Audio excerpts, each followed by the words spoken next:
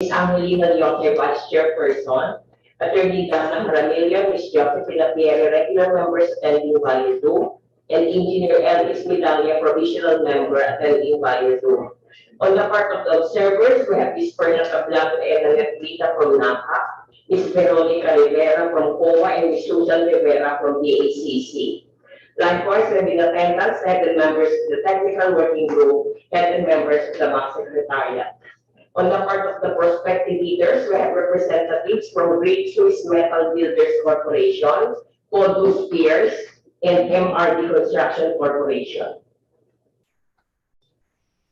Thank you. Considering the foregoing, the chair declares that there is a quorum. HO-BAC-EP number 069-2021 come to order. Madam Secretary, the schedule today.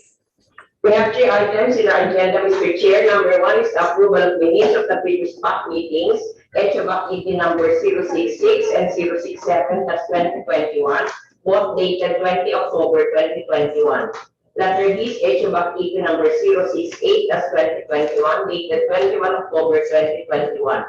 Number 2 is the credit conference for the Puerto Galera Port Expansion Project, Port of Puerto Galera Oriental Mindoro, and Cambulong Port Expansion Project, Port of Cambulong, Magdiwang, Romblon.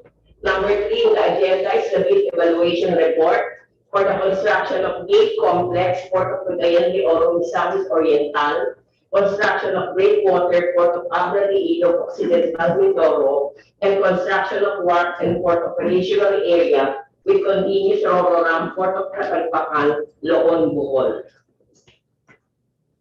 Thank you. Unless there are objections, let's proceed to the first item on our agenda, the approval of the minutes of the previous BAC meeting.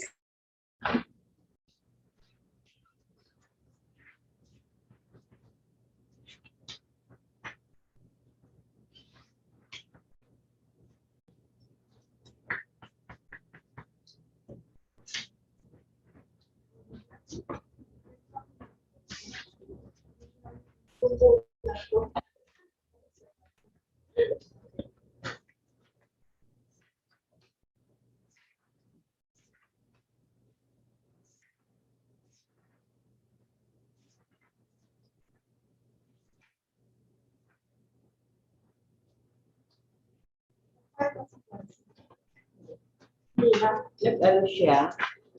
May ano siya, letter. Okay, kasi napaka-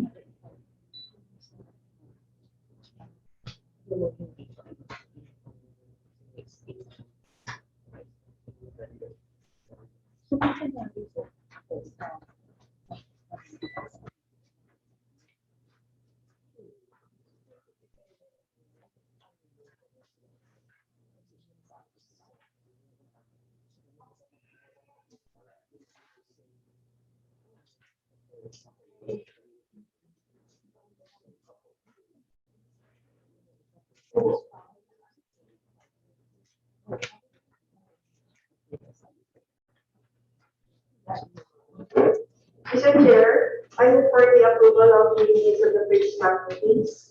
HO-BAC-EP numbers 066 and 067/2021, both held on 20 October 2021, The HO-BAC-EP number 068-2021, which was held on October 21, 2021. Thank I second the motion, Mr. Chair. Just been moved second, we approve the minutes of the previous BAC meeting, so position there too. And Mr. Chair, There being none, the minutes of HO-BAC-EP number 066-2021 and 067-2021, both held as October 20, 2021, and the minutes of HO-BAC-EP number 068-2021 held as October 21, 2021 are hereby approved as presented. Let's proceed to the next item on our agenda, the pre-bid conference. Madam Secretariat. For the Puerto Galera Port Expansion Project for Puerto Galera Oriental Mindoro. The project was posted on the PTA and PhilTech's websites on 20 October 2021 with an approved budget for the contract of 149,509,773.48. Ha? Yung customs modernization. Nag-confirm, sabi na-confirm.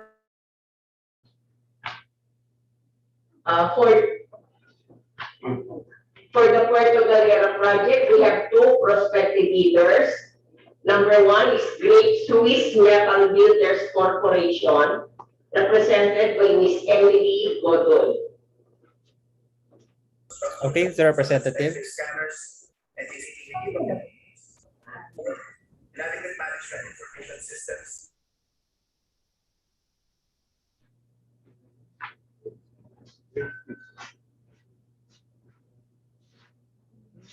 Yeah.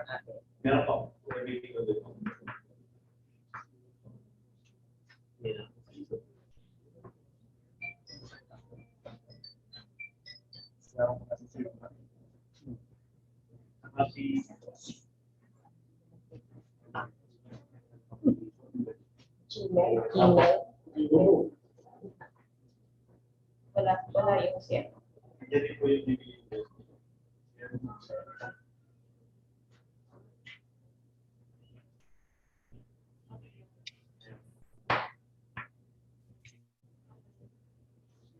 Ms. Godoy.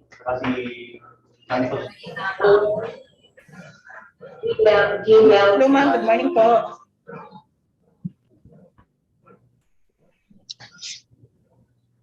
Good morning po.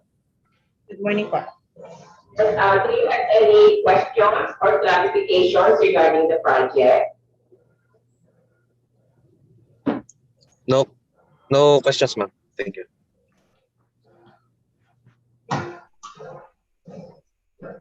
Okay, for number two, prospective leader, we have Codus Pierce, represented by Juela Cantiga. Codus Pierce.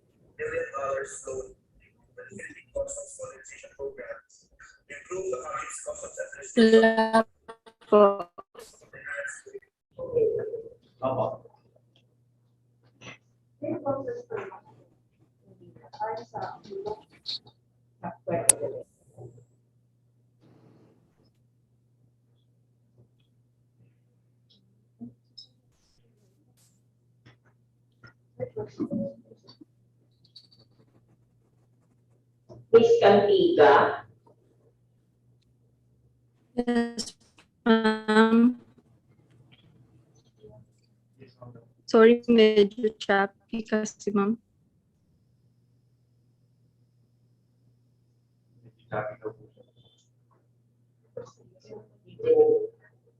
Miss Cantiga, do you have any questions or clarifications regarding the project? None, ma'am. For the information of the prospective bidders, the submission and opening of bids for the Puerto Galera project is on November 10, 2021. The deadline for submission is at 9 a.m.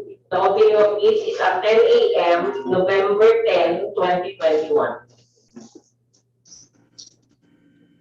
Madam Secretariat, I'd like to request the Vice Chair to preside muna sa meeting na to. Medyo nahahati yung utak ko sa isang meeting. Angie, take over ka muna. That's noted, Mr. Chair. Thanks. Madam Vice, I just would like to inform the prospective leaders regarding our requirement that for the equipment requirement, if the equipment is owned, the same should be under the name of the leader, the name of the corporation. Thank you, Madam Secretary. So let's move on to the next project, which is the Ambulong Port Expansion Project for the Ambulong Magdiwang Program. Madam Secretary. For the Ambulong Port Expansion Project for the Ambulong Magdiwang Romblon, the same was posted on the PCA and PhilDep's websites on 20 October 2021 with an approved budget for the contract of 166,183,539.26 centavos. For this project, we had a prospective leader from MRD2 Construction Corporation, represented by Mr. Patrick Asilo. Mr. Patrick Asilo. Good morning, ma'am. Yes, pakipend on na po yung camera, sir. If you have any further questions or clarifications? None, ma'am. Wala po kayong tanong? Okay. Secretary, let's go to the next.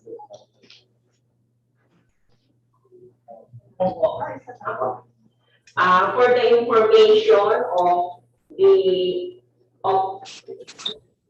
MRD2 Construction Corporation, the submission and opening of bids for the Ambulong project is on November 10, 2021. The deadline for submission is at 1 p.m. The opening of bids is at 2 p.m. November 10, 2021. Likewise, we would like to inform the prospective bidder on the equipment requirement. If the equipment is owned, it should be under the name of the bidder. Okay, okay na po yan. Narinig po ng mga prospective bidders natin all the requirements and reminders from our secretariat. So, all our prospective bidders, they may now be excused. Thank you.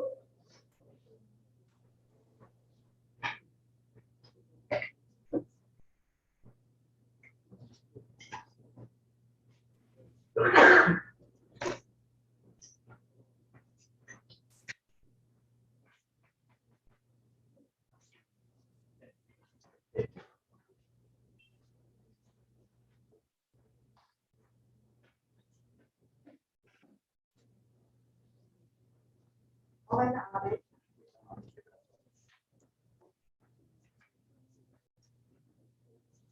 Thank you.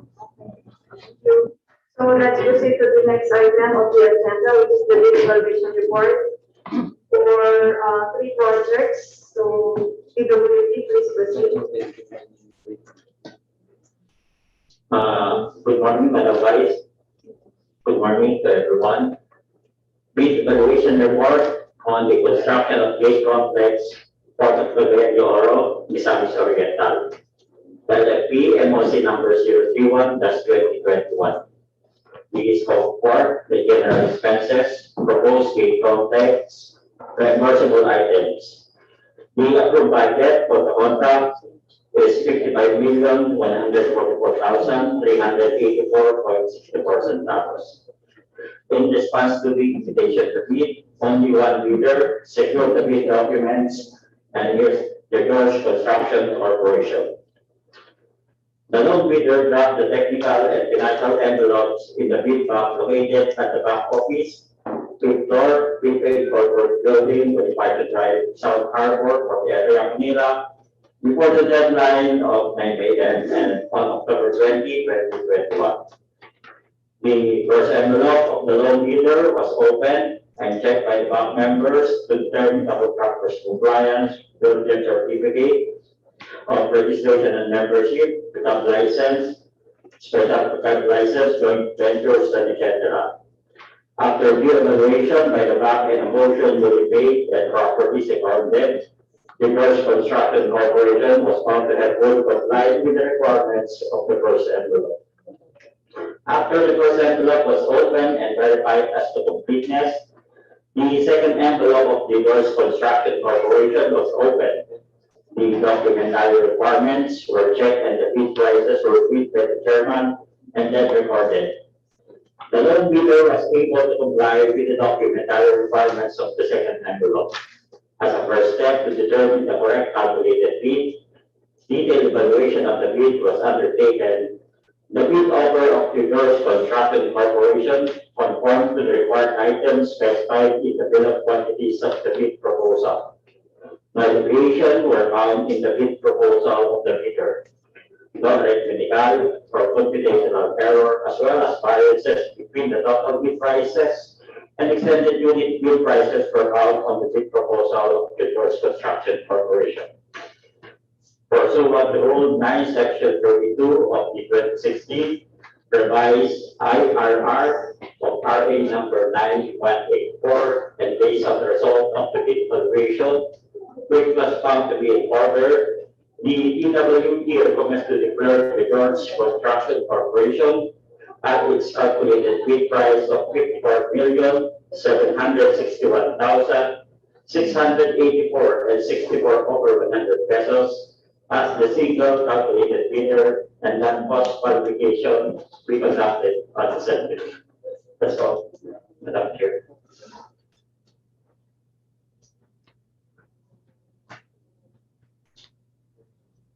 Do I hear any motion from the bank members?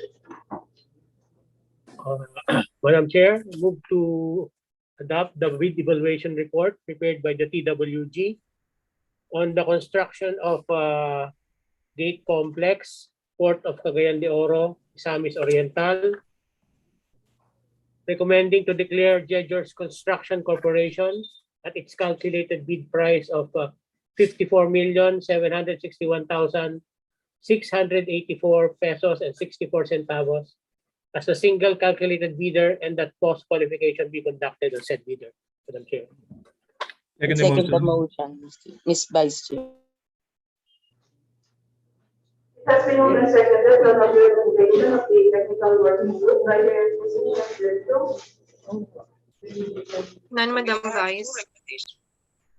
there being none, this been moved and seconded to adopt the recommendation of the technical working group as contained in the bid evaluation report on the construction of gate complex, Port of Cagayan de Oro, Misamis Oriental, to declare the Doors Construction Corporation at its calculated bid price of 54,761,684 pesos and 64 centavos as a single calculated bidder, that post qualification be conducted on the said bidder.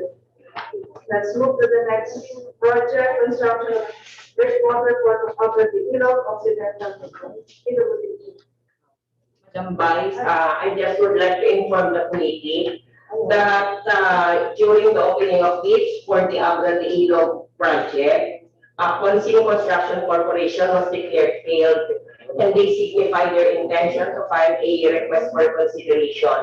However, in an email dated October 25, 2021, which was within the prescribed deadline for submission of the request for reconsideration, Consing Construction Corporation emailed that they are no longer interested to file their request for consideration. Thank you, Madam Secretary. So we will defer their second envelope for this project. Yes, Madam Vice. So let's proceed with the bid evaluation report of the second project. Good morning, Madam Chair. Good morning, everyone. This evaluation report on the construction of breakwater, Port of Abra de Ilog, Occidental, Mindoro. The proposed project scope of work is the construction of breakwater with 2 units beacon line. The approved budget for the contract to be bid as published advertised is 529,905,132 pesos and 8 centavos. In response to the invitation to bid, 4 bidders secured the bid documents in the amount of 75,000 namely Goldreach Construction and Development Corporation, Sunwest Construction and Development Corporation, Map Builders, and Quansing Construction Corporation. The board bidders draft their technical and financial inputs in the bid box located at the back office before the deadline of 1 p.m. on 20 October 2021.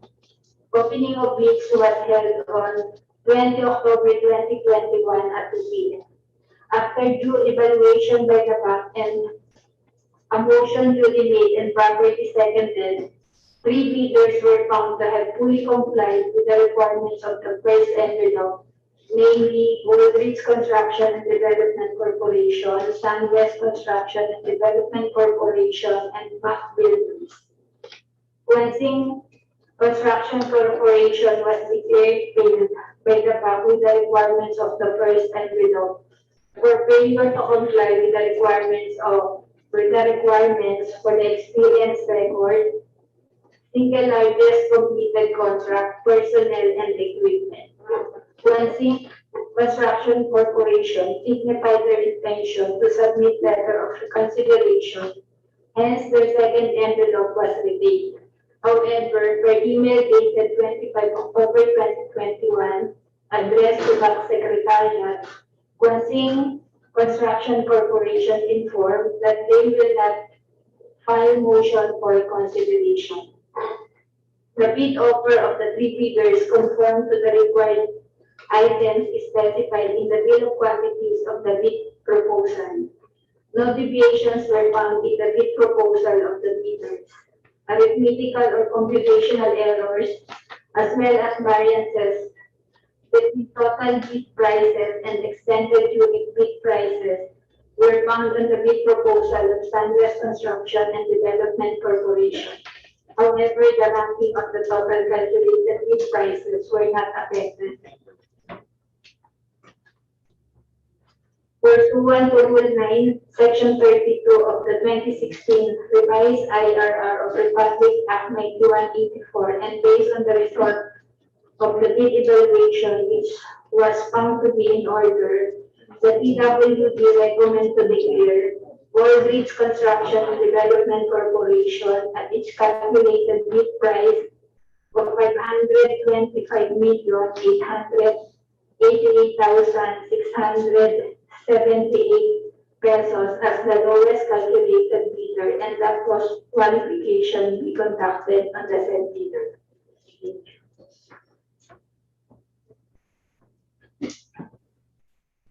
Motion from the bank member. Madam Vice, I move that the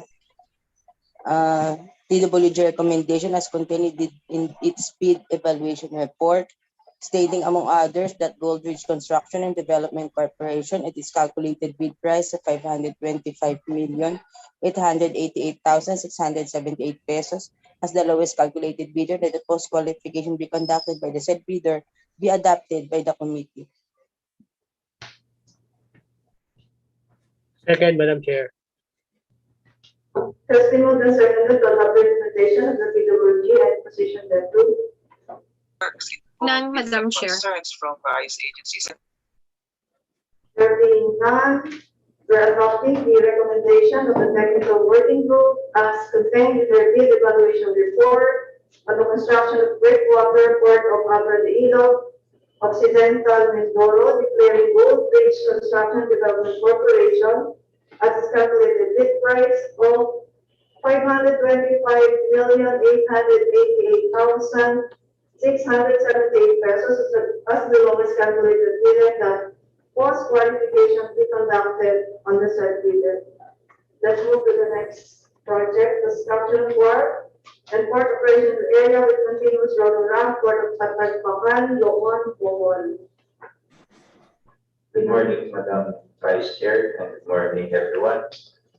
Bid evaluation report on construction of wharf and port operational area with continuous road ramp, Port of Patagpakan, Loon, Bohol.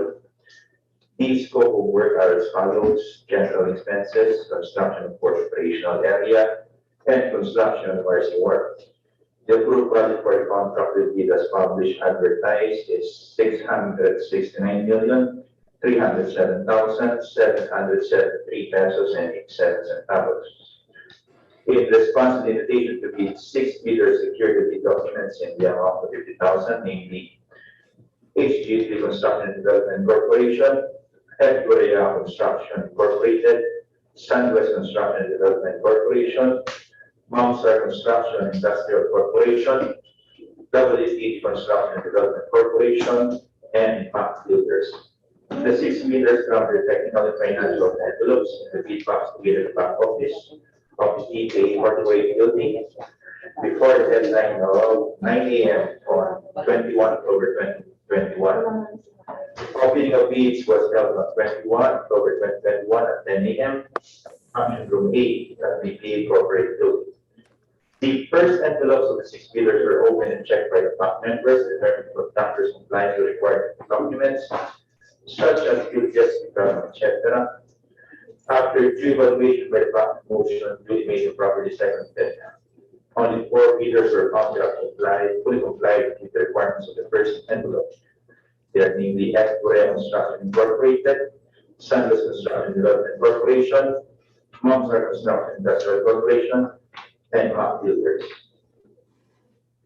The following bidders were declared paid by the BAC for the failure to comply with the requirements of the first envelope.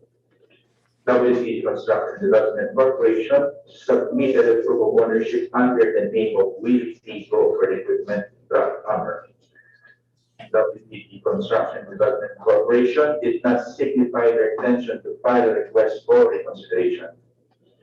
For HG Construction Development Corporation, he submitted a proof of ownership under the name of Golden City Engineering and Construction for the following equipment: air compressor, pile hammer, payloader, and road roller. Likewise, HG3 Construction Development Corporation failed to submit the notice of award for the Redoling Project, Water Supply Improvement Project, Phase 2, Iwahi, Palawan. HG3 Construction and Development Corporation did not submit their intention to file a request for consideration. After the first envelope were opened and verified as completeness, envelope of the 4 bidders were opened, the documentary requirements were opened, and the bid prices were read by the chairman and then recorded. The 4 bidders were able to comply with the documentary requirements for the second envelope. The bid offer of the 4 bidders conformed to the required items specified in the bill of quantities of the bid proposal. No deviations were found in the bid proposal of the bidders. Arithmetical or computational errors, as well as variances between total bid prices and extended unit bid prices, were found on the bid proposal of Mamsar Construction Industrial Corporation amounting to 1,471 pesos, Sunwest Construction Development Corporation amounting to 331 pesos and 74 centavos, and Edgorea Construction Incorporated amounting to 945 pesos and 11 centavos. The ranking of the total calculated bid prices were not affected. Pursuant to Rule 9, Section 32 of the 2016 revised IRR of the Public Act 184, and based on the result of the bid evaluation, which was found to be in order, the PWG recommends to declare Mamsar Construction Industrial Corporation at its calculated bid price of 666,988,000 pesos as the lowest calculated bidder, and that post qualification be conducted on said bidder. That's all, Madam President. Good morning, Madam Chair. I move to adopt the PWG recommendation declaring Mamsar Construction and Industrial Corporation at its calculated bid price of 666,988,000 pesos as the lowest calculated bidder, and that post qualification be conducted on the said bidder. I second the motion, Madam Vice. Has been moved and seconded on the recommendation of the technical working group, diary exposition two. None, Madam. Clarified to None. They are adopting the recommendation of the technical working group to declare Mamsar Construction and Industrial Corporation at its calculated bid price of 666,988,000 988,000 pesos as the lowest calculated bidder that post qualification be conducted on the said bidder. Any other matters, Madam Chair? I'm sorry, Madam Secretary.